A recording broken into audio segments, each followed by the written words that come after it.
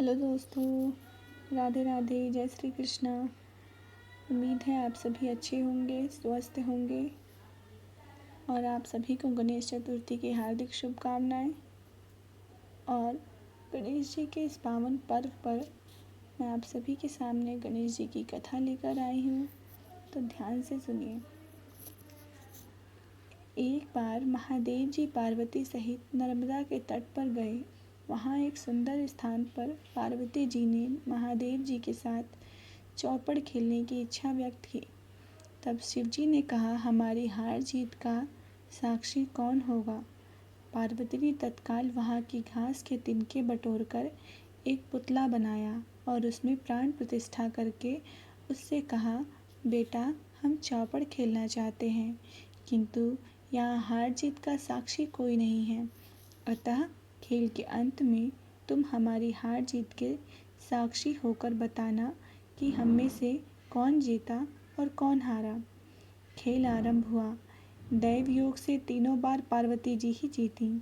जब अंत में बालक से हार जीत का निर्णय कराया गया तो उसने महादेव जी को विजयी बताया। परिणामतः पार्वती जी ने क्रुद्ध होकर कहा, उसे एक पाँव से लंगड़ा होने और वहाँ के कीचड़ में पड़ा रहकर दुख भोगने का शाप दे दिया। बालक ने विनम्रता पूर्वक कहा, माँ, मुझसे अज्ञानवश ऐसा हो गया। मैंने किसी कुटिलता या द्वेष के कारण ऐसा नहीं किया। मुझे क्षमा करें तथा शाप से मुक्ति का उपाय बताएं।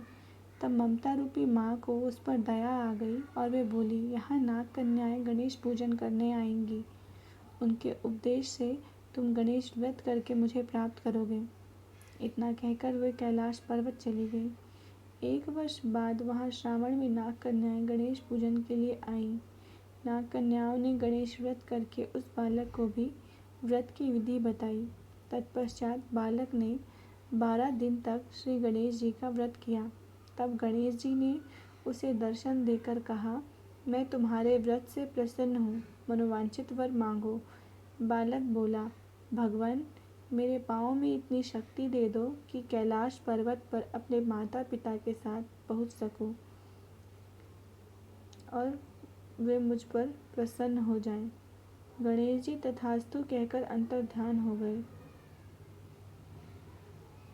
बालक भगवान शिव के चरणों में पहुंच गया। शिव जी ने उससे वहां तक पहुंचने के साधन के बारे में पूछा। तब बालक ने सारी कथा शिव जी को सुना दी। उधर उसी दिन अप्रसन्न होकर पार्वती शिव जी से भी विमुख हो गई थी।